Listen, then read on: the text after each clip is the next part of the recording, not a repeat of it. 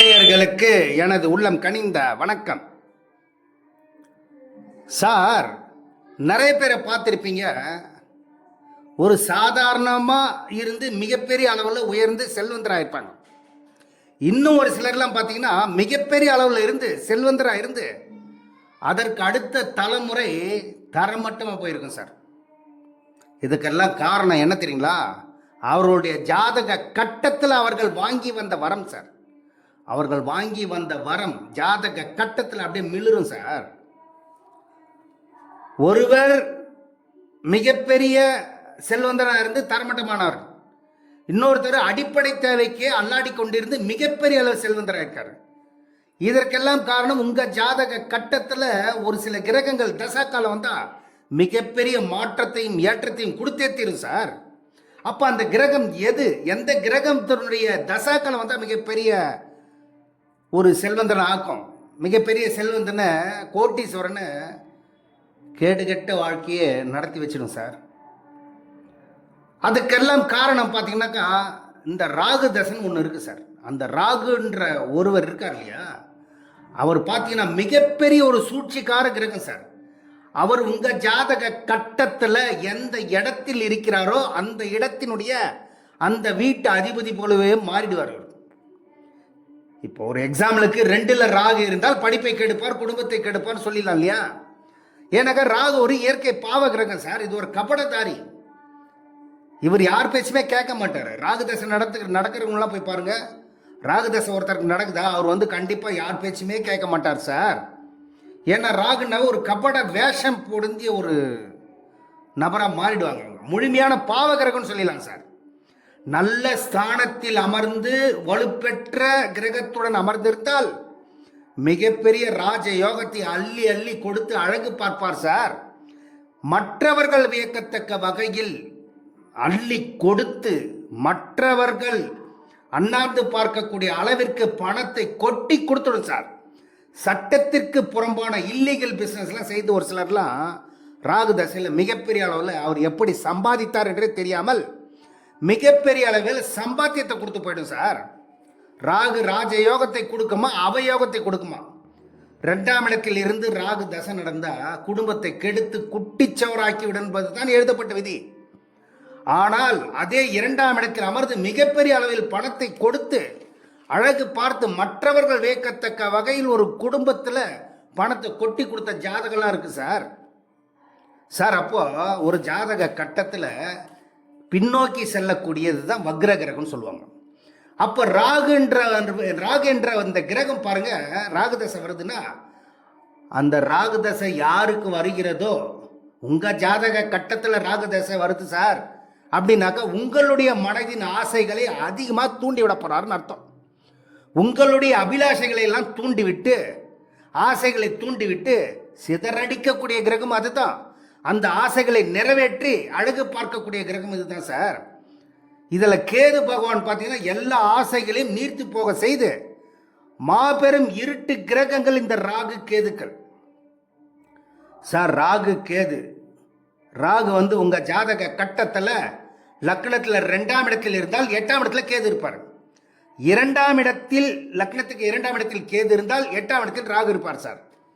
2ஆம் இடம் ராகு கேதுக்கு சிறப்பான இடம் கிடையாது மூல நூல்களை பொறுத்தவரை. ஆனால் 2ல் ராகு கேது இருந்து விட்டால் உங்களுக்கு ராகு கேது தசா இள வயதில் வராமல் இருக்குதுன்னு சந்தோஷப்பட்டுங்க.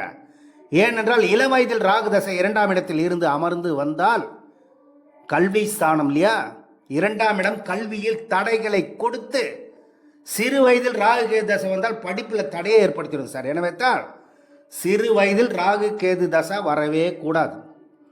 இயற்கை சுபர்கள் என்று சொல்லக்கூடிய வீடுகளில் அமர்ந்திருக்கணும் சார்.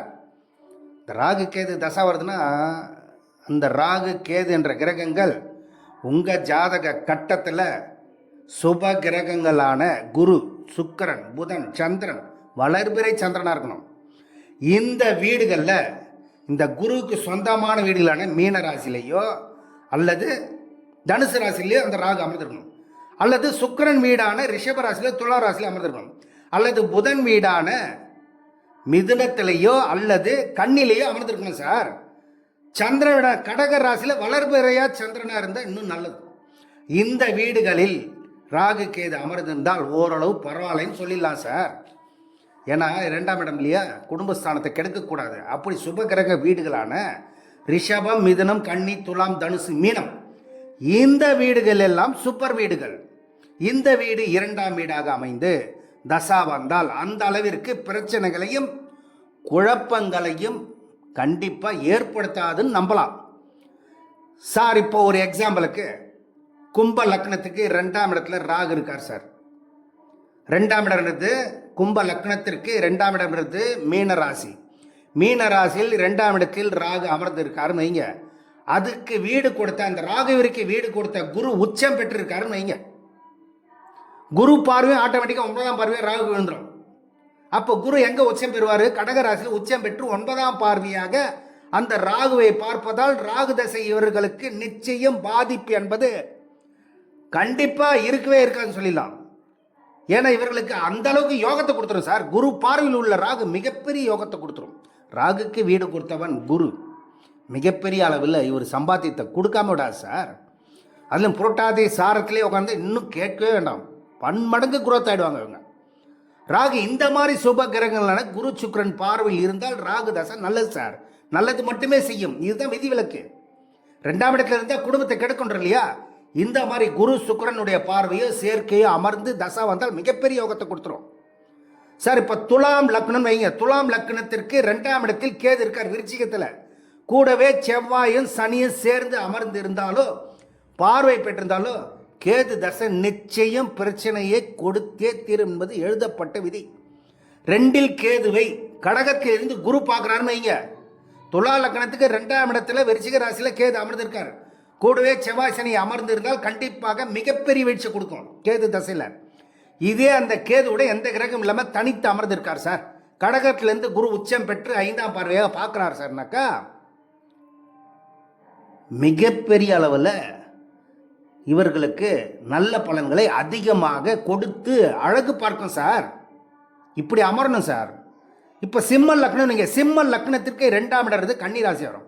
அந்த கன்னி ராசியில் ராகு அமர்வு பெற்று அதனுடைய உச்சம் பெற்ற புதனும் அமர்ந்திருந்தால் கண்டிப்பாக இந்த ராகு சூப்பர் வீட்டில் அமர்ந்திருப்பதால் கூடவே உச்ச கிரகமான புதனும் அமர்ந்திருப்பதால் பாதிப்பு என்று சொன்னால் அது நடக்கவே நடக்காது. இவர்களுக்கு நல்ல குடும்பம், நல்ல வாக்கு, நல்ல ஒரு ராகு தசை 18 வருடம் மிகப்பெரிய அளவில் பணத்தை அள்ளி அள்ளி கொடுத்து மிகப்பெரிய அளவில் மற்றவர்கள் வியக்கத்தக்க வகையில் இவருடைய வாழ்க்கை தரம், குடும்பமே மிகப்பெரிய அளவில் வளர்ச்சி காணும் சார்.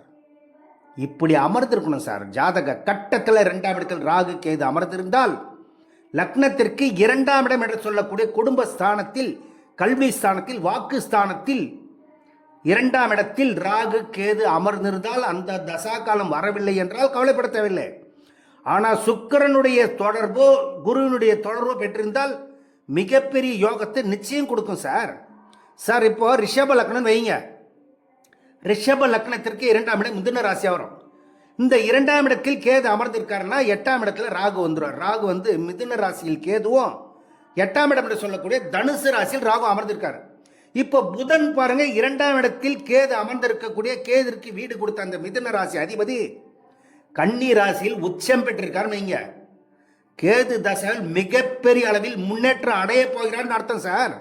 மிகப்பெரிய அளவில் இவர் வாழ்க்கை தரம் மாறப்போகிறது என்பதுதான் நிதர்சனமான உண்மை. எனவே நேயர்களே, உங்கள் ஜாதகத்தை செக் பண்ணிக்கிங்க. அப்படி செக் பண்ண தெரியவில்லை என்றால் இந்த தரணி ரமேஷ் ராஜை தொடர்பு கொள்ளுங்கள். உங்கள் சந்தேகங்கள் அனைத்தையும் நிச்சயம் நிறைவேற்றி வைப்பார் என்று கூறி விடைபெறுகிறேன். நன்றி, வணக்கம். மேலும் நேயர்களே, இந்த சேனலை பார்த்துவிட்டு சப்ஸ்கிரைப் பண்ணுங்கள், பெல் பட்டனையும் ப்ரெஸ் பண்ணி ஆல் பட்டனையும் ப்ரெஸ் பண்ணுங்கள். அப்போது தான் நான் போடும் வீடியோ உங்களுக்கு உடனுக்குடன் வந்தடையும் என்று கூறி விடைபெறுகிறேன்.